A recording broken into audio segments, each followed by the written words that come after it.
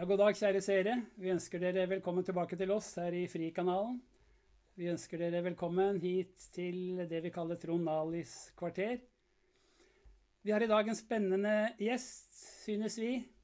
Det er en velkjent jødisk rabbiner. Han sitter i New York nå og venter på en samtale med oss. Det er rabbineren Weiss. Han er internasjonal talsmann for en forening, en bevegelse, en organisasjon som heter Natura Carta, hvilket betyr jøder mot sionisme og mot staten Israel. Spennende tema, synes vi.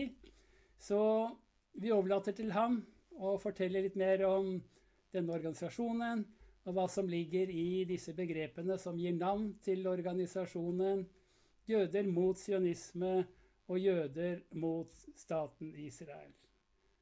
Vi ønsker rabbiner Weiss velkommen til oss.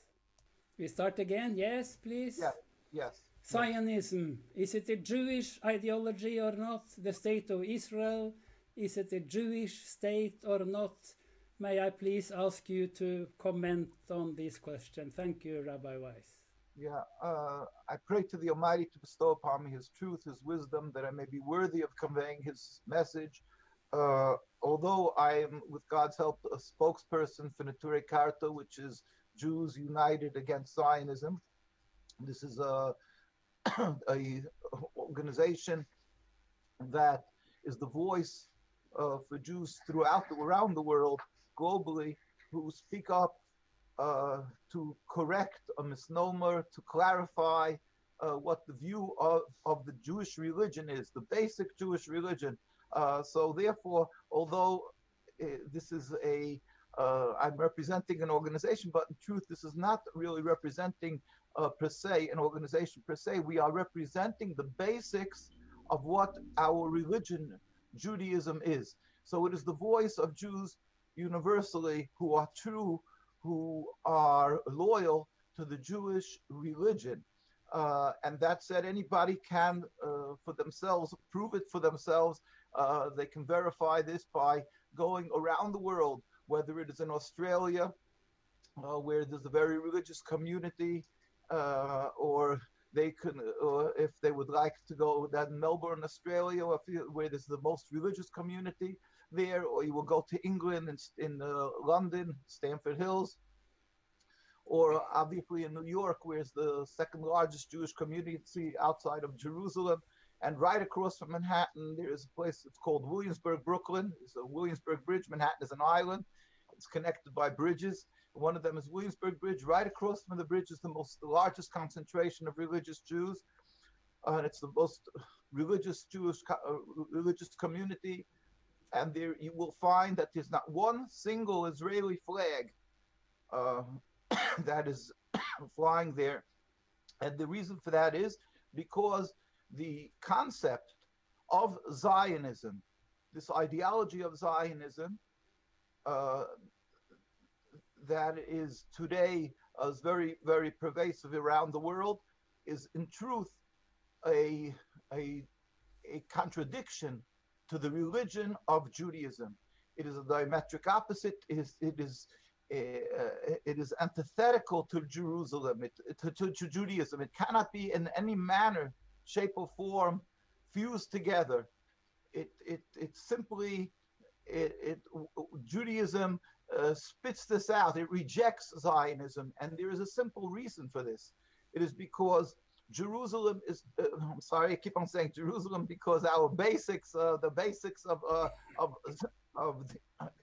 excuse me, a little have a cold. In Judaism, the core attack of Zionism was in Jerusalem, and that is where the movement of Natura Carta started. And there is the very religious community. Now, Judaism is to be subservient to God, and Zionism is an ideology of a nationalism, a concept of a material concept that transforms the Judaism as a religion, as a subservience to God, a spirituality. It is transformed entirely to a material concept of being a nation amongst nations, having a strong army, a piece of land, all the trappings of a material state. And it actually rejects the concept of being subservient to God. They are proud of the fact that they would like to call themselves a democracy, which is also a joke in and of itself, because they are not democratic. They do not accept and give equal voice to the Muslim community, to the Palestinians, or to the very religious Jews. But let's just put that aside. But the concept that we as a Jew, that we can pick and choose whether to be subservient to God or to be an atheist or something like that, that's not what Judaism is. Judaism is the accepting that there is an Almighty, excuse me, a creator to the world, and a ruler to the world, the Almighty, and we have to be subservient to him. Judaism was the acceptance of a covenant 3,000 years ago that Jews made with the Almighty on Mount Sinai, that we will accept to be subservient to God and accept the laws of the Torah. And Zionism totally rejects that a Jew is obligated to be subservient to God or to accept his Torah. They're just proud to say that we are a democracy. They say you can do what you want, you just have to be loyal to your country. You don't have to uphold the Sabbath, you don't have to uphold kosher, and so on and so forth.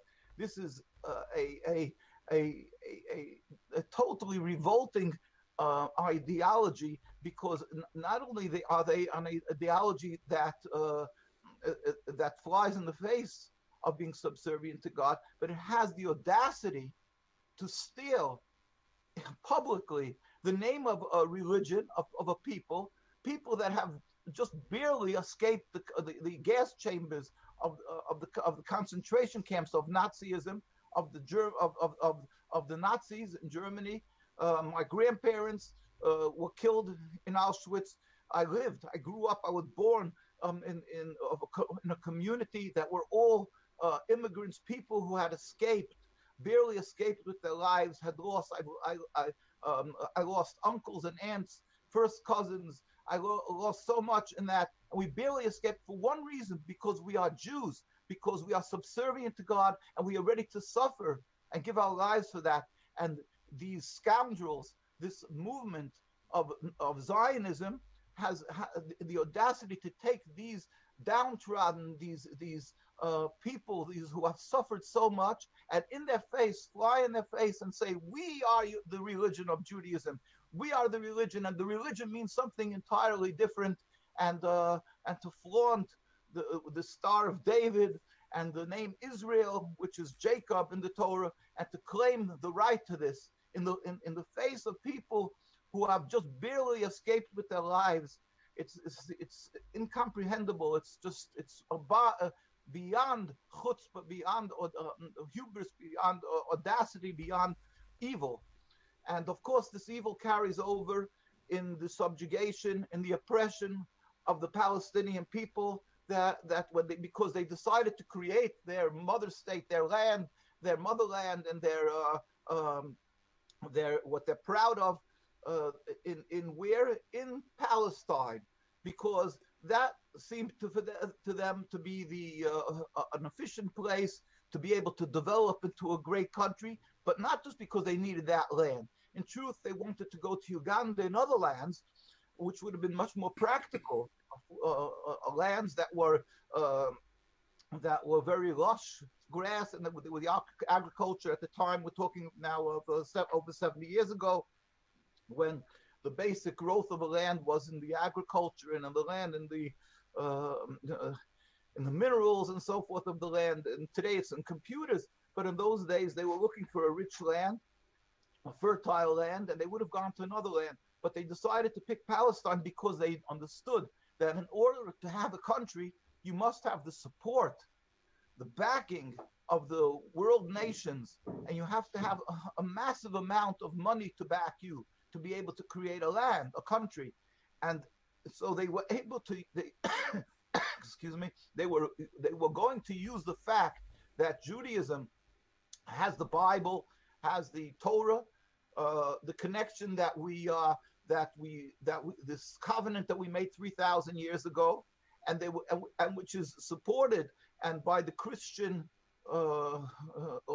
religion around the world, that they do believe that you should support and help Jews to be able to have their land, the land of Israel, for the children of Israel, and they were going to use this support and the ignorance of, unfortunately, many, many Jews who are driven from the different countries where they were, and they are ignorant to their religions, and they were going to use this their emotions and their ties that they feel to God, to the Holy Land, and they were going to use this to be able to get support, this backing and support from around the world of both Jews and Christians, if they will make their homeland, instead of Uganda and all these fertile lands they were going to go to make their land, they decided to pick Palestine, because although Palestine needed a lot of work to develop it, but still they will be able to get the backing and the support of the world nations. Now, the Jewish religion, which again is our connection to God, to the Almighty foresaw with his wisdom, with the all wisdom, God is all wisdom, Almighty, and he foresaw that Jews who will be in exile for so many years, we are already 2,000 years in exile, that there will come a people from the Jewish religion, and they will be driven by the Satan. There's no other words for it. And they will decide to create a homeland. Now, God sent us into exile 2,000 years ago because God warned us that we are not on that high level of spirituality that we have the right to be as a nation and one nation in the Holy Land. And we were sent into exile 2,000 years ago.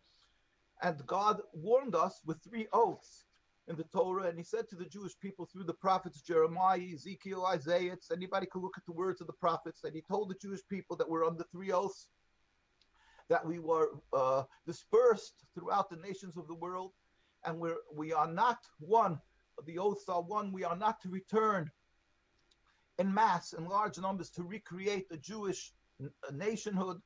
We should be serving God as holy people, as a nation of, as it says, a nation, a kingdom of priests and a holy nation. We should follow all the words of the Torah, emulate God as much as a person can emulate the Almighty. That means just, and the rabbis explain, just as God is compassionate, mahu rachum af ata terachum, just as God is compassionate, you should be compassionate.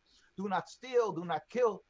So we were warned that we have to uphold the words of the Torah, and we should not, the oaths are not to return en masse, to return to become a nationhood into the Holy Land. Secondly, we are not to rebel against any nation.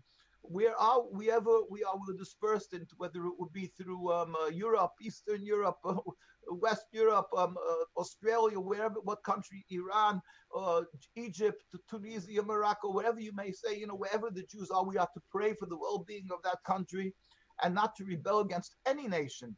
That's the second oath. We have to be loyal citizens in every country we reside. And thirdly, we are not to make any attempt to end this godly decreed exile. Again, the Jewish people were sent into exile because we were not on this high spiritual level that is required to be in the Holy Land, which is Palestine, basically, that as a nation.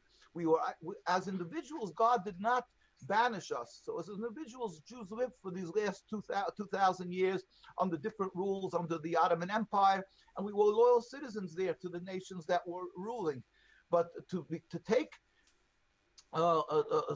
sovereignty into our own hands is expressly forbidden, and not even to return from all the countries in mass and large numbers to create and to try to create sovereignty. These are all, it's expressly forbidden. It's under an oath of God not to do that. Zionism, because they decided to create a nationhood, a nation, a sovereignty, a Jewish sovereignty, they in that manner they breached. All these 3 oaths. One, they said that Jews should return en masse. They encourage people to return, which they call aliyah, to go up and return there. Secondly, they rebel against nations. especially against the Palestinian people that are living there. And thirdly, they constantly call themselves the beginning of redemption, and they try to explain that their existence and their rebuilding the Holy Land is rebuilding something, a connection to what the Jews had 2,000 years ago. And that is to us revolting, because how dare they compare their building this nationhood, this Zionist state, to something of the holiness of King David with the Star of David, which he was subservient to God, and he only did God's will. And the only reason we went at that time when we left Egypt is because the Almighty commanded us to go into the Holy Land, and we were commanded that we are not to have a sovereignty. We, for 2,000 years, although we went through the Inquisition and Crusades and so much suffering, 2,000 years of suffering, and Jews had the opportunities in those 2,000 years. There was the golden age of Judaism. During times when Jews were banished from Spain and Italy, they had the opportunity from Spain when they had the era by the Jews were burnt at the stake in the Inquisition. They had the opportunity to rebuild, to buy a piece of land and create a state. Yet the Jews didn't do it, because our rabbis expressly warned us and kept on telling the Jews, remember, it's a godly decreed exile. We are not to create even 1 centimeter of Jewish sovereignty any place in the world, and certainly not to return and try to create this in Palestine, in the Holy Land.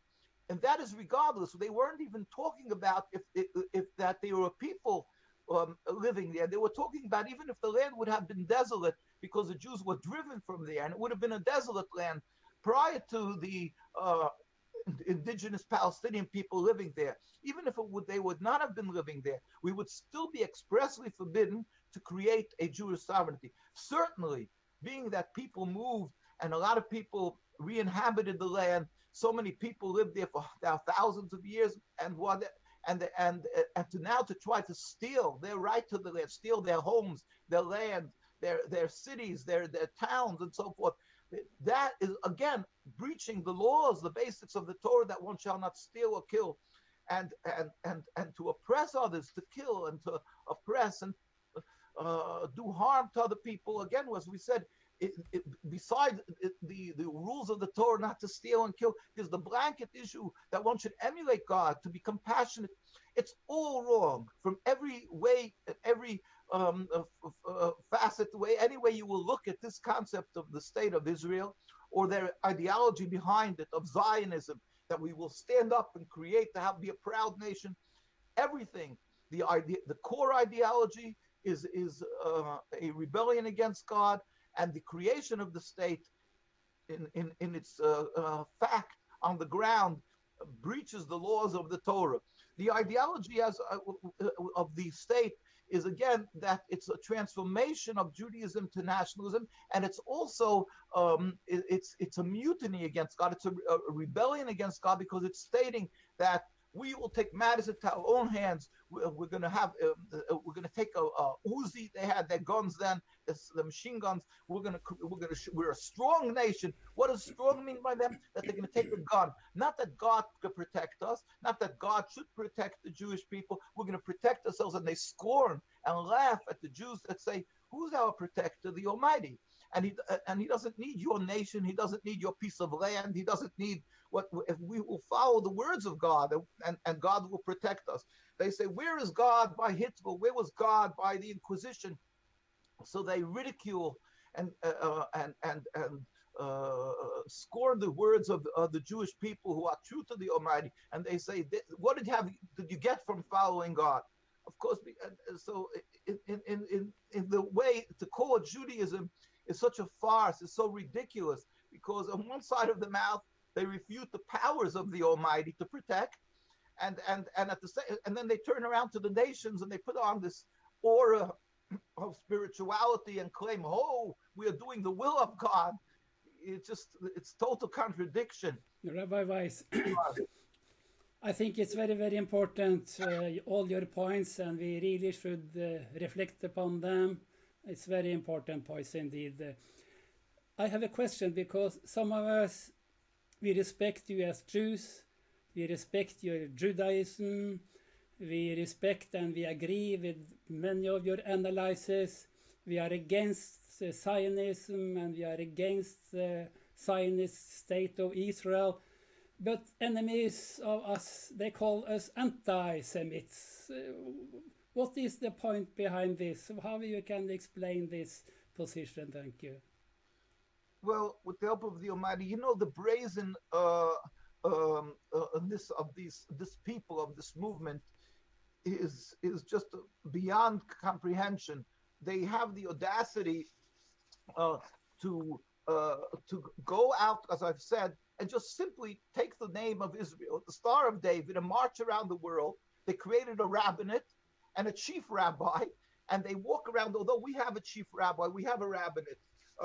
We have a rabbinate, rabbis who've been living in the Holy Land under the Ottoman Empire and further constantly, and they were our representatives, and they stood up in opposition to this creation, to the Zionist movement that came in from Europe. They weren't originally from the Holy Land. They came in from Europe. This movement, and the rabbis pleaded with the government. Then it was the Ottoman Empire at the time, because they came before they created the state, the Zionist movement. They pleaded with them that we don't want this occupation, this movement. They're not the Jewish movement. This is a scandal. This is imposters. And then, in fact, finally, when it was really coming to seriously being introduced in the United Nations, as I've mentioned so many times, the chief rabbi of Palestine at the time, his name was Rabbi Dushinsky of blessed memory, and he pleaded with the United Nations. This is United Nations documents, and I'm just quoting one sentence from that. He said, in declaration before the United Nations, July 16th, 1947, he said, "We furthermore wish to express our definite opposition to a Jewish state in any part of Palestine." These are the pictures. This is from United Nations records, and they were all ignored. We have tens of thousands of people. These are the streets of New York. This is in Jerusalem. You can see literally hundreds of thousands of people. These are welcoming the newly appointed chief rabbi of the anti-Zionist community in Musparam 02. And this rabbi is still leading with God's help. So we have a rabbinate. Now the Zionists created a rabbinate and a chief rabbi, and the world doesn't even know that there's a Jewish rabbinate and a representation of Judaism. They don't even know who they are. They just know the rabbinate who traipses around the world with Bibi, Netanyahu, their prime minister, and so they're given this this legitimacy, and therefore anybody who opposes them, they say it's a Jewish state. They like to refer it not as a Zionist state, but as a Jewish state. This is with an insidious. This is with a ploy. This is their a plan. They want to call it the Jewish state. So when anybody speaks up against them, is anti-Semitic. They do not mention that there was a Judaism of 3,000 years, and Zionism is a mere ideology, a mere 100 odd years. The state is only 70 odd years, and they don't mention to the world. They don't want you. They don't allow you. They consider it a crime. They try to make it in the law books a crime to speak up against Zionism, or to try to differentiate between Zionism and ideology, a clear difference, and Judaism, a religion. They go so far as that the Jewish people who stand up and demonstrate against them are brutally beaten, murdered. Our rabbis were assassinated. These are the Israeli army literally trampling the Jews. They drive into them with cars. They trample them. They murder them. We have thousands and thousands of pictures. You can see this. Go to our site, mkusa.org. It's there for anybody and everybody to see how Jews are constantly beaten, arrested, tortured, on and on. And they have a person has to serve in the army it's mandatory service in the military, in the IDF, Israeli Defense Force. Yet the religious Jews will refuse to serve in the army, boys and girls, and they get arrested and beaten. And every boy or girl turns 17 becomes a criminal. So now they can't say we're anti-Semites, but we're called self-hating Jews. They disparage us, they belittle us, they scorn, they try to, and we're totally that we should be ignored in the world press. They don't, again, just Ask a person, do they know that there's two rabbinates and that there's a chief rabbi of the religious community and then there's the rabbinate of the Israel? How does that jive? What is happening here? So the world understands that Zionism did such a successful job of a grand theft that the world understands that when you oppose Zionism, you're opposing this Judaism of 3,000 years. It's just mind-blowing, and it's the works of the Satan, because we are 3,000-year religion. We've died for that. My own grandparents died for this.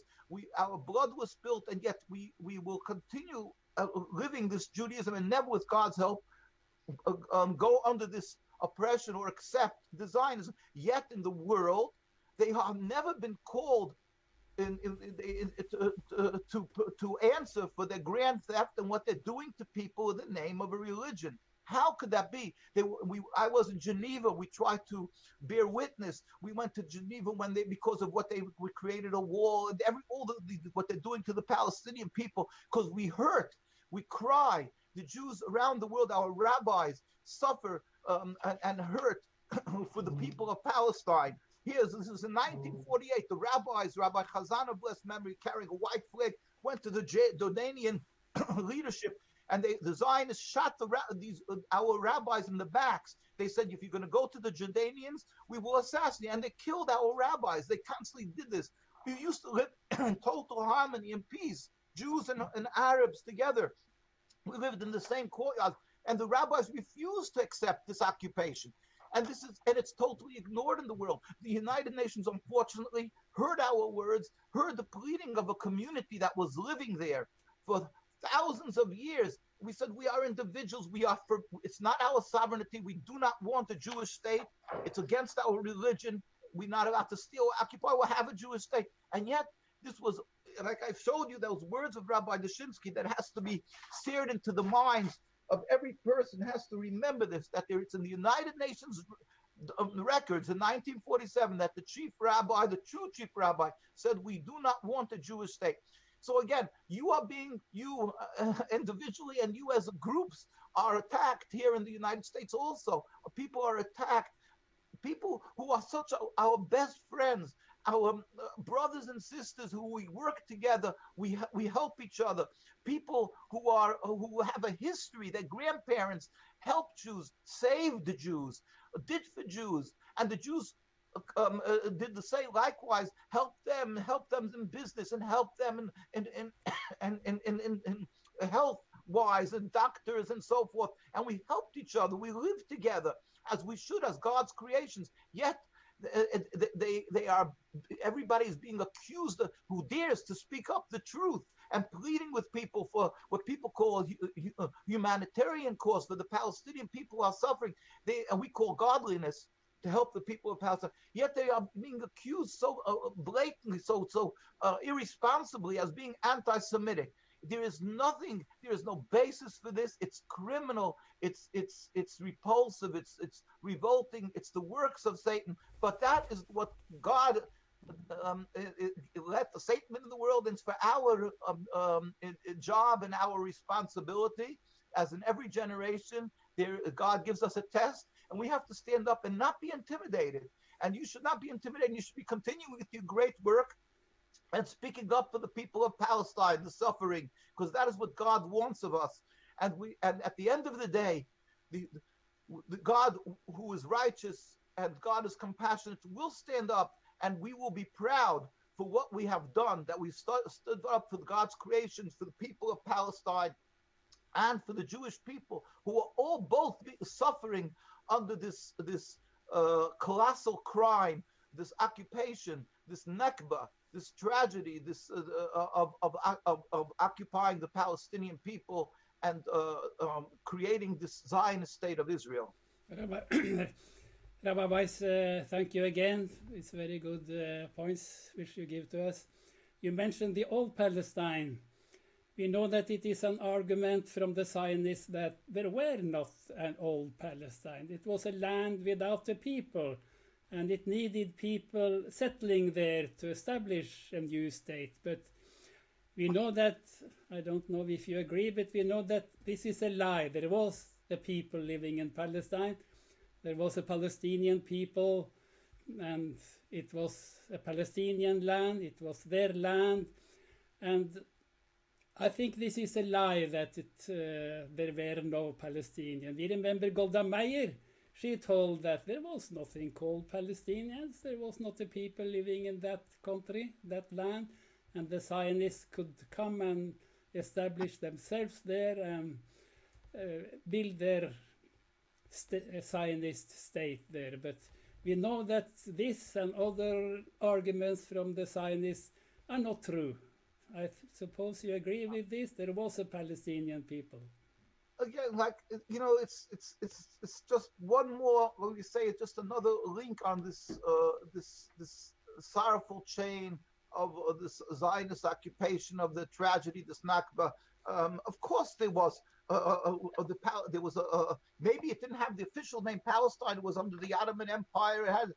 That's neither here nor there. That's just you will have the lawyers of a murderer will get up and he will prove, if you're able to get a high-priced, very, very good lawyer, he'll be able to take a murderer and convince the world that not only is he not the villain, but he's the victim.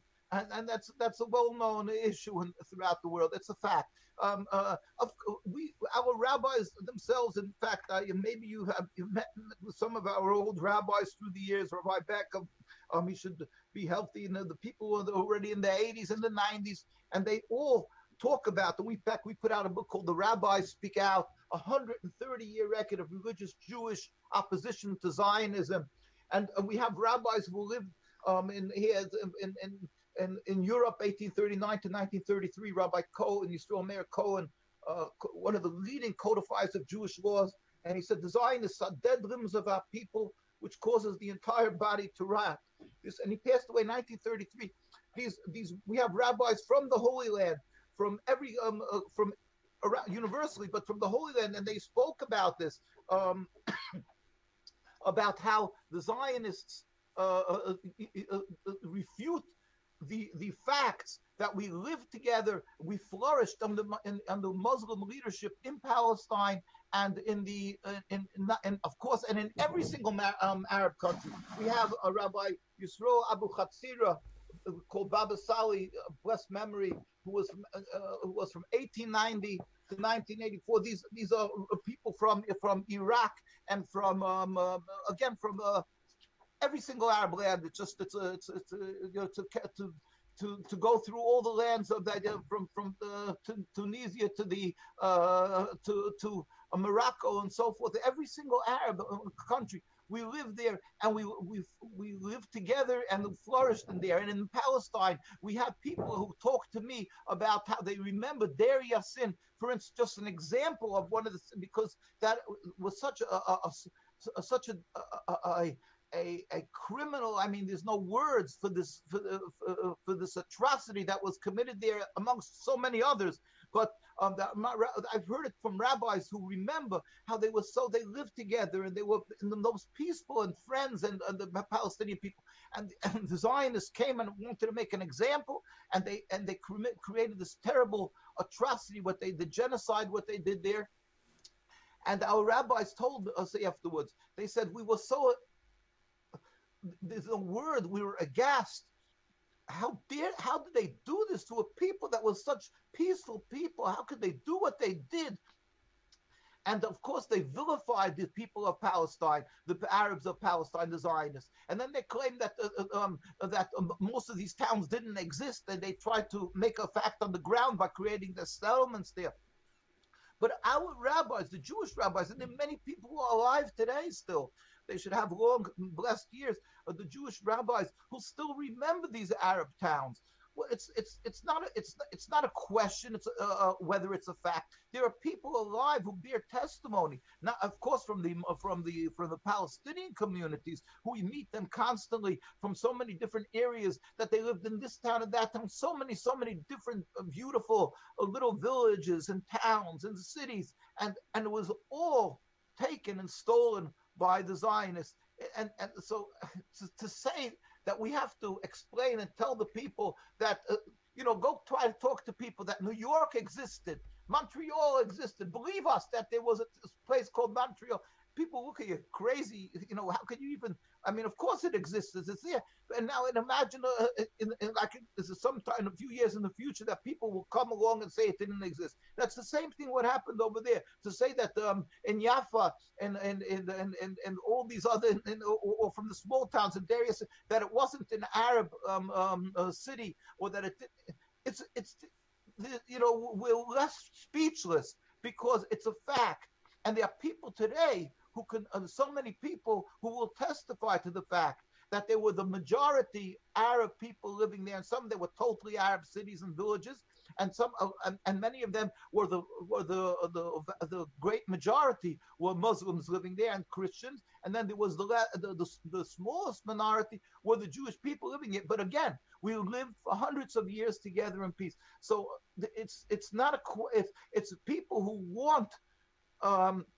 Either because they simply don't want to live in a life of controversy, so they'll just want to just buy what the news tells them. So they want to accept that what the Zionist narrative is true, or for, I don't know, they're just naive or something, that they buy into this, because it just, with a little scratching the surface, a little homework, you will find that it's a fact on the ground that there were these Arab towns. I mean, we've so many times joined the Palestinian people in marches and through my youth, and all the time we go and they have these big tapestries, with little squares mentioning the so many different Arab and Muslim villages that were existing prior to the Zionist occupation. Facts on the ground, and there is children and grandchildren from these towns and villages. So of course they were there, and it's not this reprehensible, this repulsive statement of Golda Meir and the others that say it was that Palestine was a land without a people, and for people without a land, because it was prior to all the news outlets. The what we have today was before television and internet and all that, maybe just the birth of television. So it was easy to sell this big lie. But there was only a few basic channels or something, and the Zionists had a very big hand in the controlling these news outlets. So of course they had the mic in the hand, and they sold this to people, and people around the world bought into this because that's what the news outlets told them. But of course it's a total fallacy. It's a colossal lie, and it's a nakba. It's a tragedy. It's beyond words. It's a revolt against God. It's a crime against the Almighty. There's no question of this. And we as Jews, our hearts are rent. We are crying. We suffer with them, and we are just we're frustrated because we've been trying from day one. As I showed you, the rabbis speak out. We've had demonstrations. We went to the United Nations in my youth. And as you see, I'm already over 60 years, got it up to 120. We went in my youth. I still remember going to the because I was born in the United States. I went to the United Nations in my youth, and as we marched, and I still remember, and there was no news outlets. We were simply ignored. But we went. Maybe almost every single year we had demonstrations, some of them very large, some of them small, but we've always had large demonstrations of tens of thousands. When we went to the White House, we demonstrated with tens of thousands of people, and there's pictures of this, and yet it was never covered. It doesn't get covered in the news, barely. If sometimes it would get covered in the Iranian news, or something like that, but the other news outlets refused to even cover the fact, and they ignore the fact that we went with tens of thousands of people in front of the White House to demonstrate against the prime ministers of Israel. But the Jewish people, and this should be a fact that we plead, we would love our Palestinian brothers and sisters to know this, that we have never never accepted the occupation. We've suffered because of that. Tens of thousands of Jews moved away of Palestine, even though it was tremendously hard for them, because they didn't want to be under the occupation. And we still have hundreds of thousands of Jews living under the occupation who die and suffer, and they refuse to take the medical aid from them. It costs them hundreds of thousands, millions of dollars every time they have a baby, because they refuse to be recorded as a citizen of Israel. They have to pay tens of thousands of dollars each time they have a baby. Is thousands of dollars, and they're poor. They have large family, and yet they refuse to take the support of the state of Israel. We have special funds that the great chief rabbi of Palestine, a blessed memory Rabbi Teitelbaum, it's called Karen Hatzolah, the fund to save, and we around the world we give special charities for the Jewish people who refuse to take money from the state of Israel, and this is Rabbi Weiss. millions of dollars that it costs, because and we're there. The Palestinian brothers should know we hurt with you. We pray to God, and we hope every day for the speedy and peaceful end of this occupation, because God one day will bring that about. It says in the Torah that if you rebel against God, it will not be successful. It will end because it's against the Almighty. It will end. This is an important point, really. And your speech again is very, very important, I think. Very, very many important points. But if we now in the end, in this talking, look a little bit forward. Now Palestine is a country of war, occupation, mistreatment, apartheid. What about the future? What way to try to follow, and what aims to work for in order that this conflict, this occupation of Palestine, this war in Palestine, how to proceed towards peace? What's in your mind, Rabbi Weiss, is the path towards peace in Palestine? Well, with the help of the Almighty, I will repeat what one of my rabbis who have long and healthy years, Rabbi Beck, says. We have to separate two issues. Not always, if you cannot give an answer, a solution, that doesn't mean that the problem that you don't that you did not diagnose the problem properly. So we have to separate the two issues. First, we have to understand that the state of Israel is certainly and the villain, not the victim. The creation of the state of Israel is a crime. It's against God. It's against the Jewish religion. End of the sentence. First, that we have to know that. Now, we have to look for a solution. But even if one, God forbid, wouldn't, I mean, the Almighty has a solution, but even if we would not have a solution, that does not make it legitimate or to state that therefore it has a right to exist.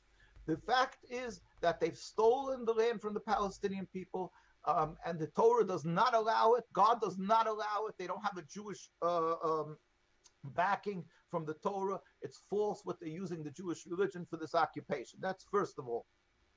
Now, if what we can attempt, we're not prophets, and we're not great enough to say what, but we can say that it will end, because in the Torah, as I said, it says, "Why are you rebelling against me? It will not be successful." They constantly say, "Look, now we're successful." They said by the 6-day war, and they had the Camp David Accords and Hawaii Accords, and all these different plans that said that this is now it's going to be. We have this true solution, and they walk away saying in Madrid when they had the Oslo Accords, and now it's going to be peace, and everybody's going to be happy with the state of and the state of Israel has the right to exist and so forth. No.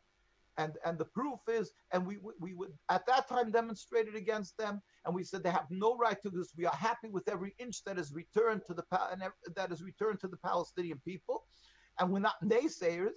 We want, we want that that God should help. There should be peace and live together. But it can never be accepted, even 1 centimeter of occupation or the existence of the state of Israel. That we will never accept. So that is a fact that it cannot be acceptable. How do we come? How do we reach the end of the occupation peacefully?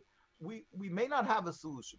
But that said, we can say the obvious, and that is that there is an Almighty on this world. And therefore we urge everybody firstly to pray to the Almighty, that with his Almighty, he is the Almighty, that he should bring a speedy and peaceful end, dismantlement of the occupation of Palestine, and then Jews will be able to once again, as we've had in those beautiful first days, and not first days, and all these hundreds and thousands of years that we were able to live, these thousands of years we were able to live together in peace in Palestine. So many thousands years, this state is only a matter of 70 odd years, and the Zionist movement is a little over 100. So we pray to God to bring back this end of the occupation. Now, the Almighty will make it happen. How? Maybe we don't know how. That said, we have to let the world know, to separate, to understand the difference between Zionism and Judaism. We have to have them understand that when they look at the Torah, they look at the fact that there is a religion, Judaism, and it does not mean by ending the occupation you are attacking Judaism or the Jewish people. On the contrary, it would be so advisable that the world should hear and see the voices of the chief rabbis of Palestine then, who pleaded that we shouldn't have a state, and see the suffering, what's being done to the Jewish people in Mea She'arim, in the Jewish quarters, who refuse to accept the occupation, and they're living there, and they're being oppressed like the Palestinian people. The world should hear and see and understand that what looks to the world that they're the patrons and they're the voice of Judaism, that is a falsehood, and that should be separated the two,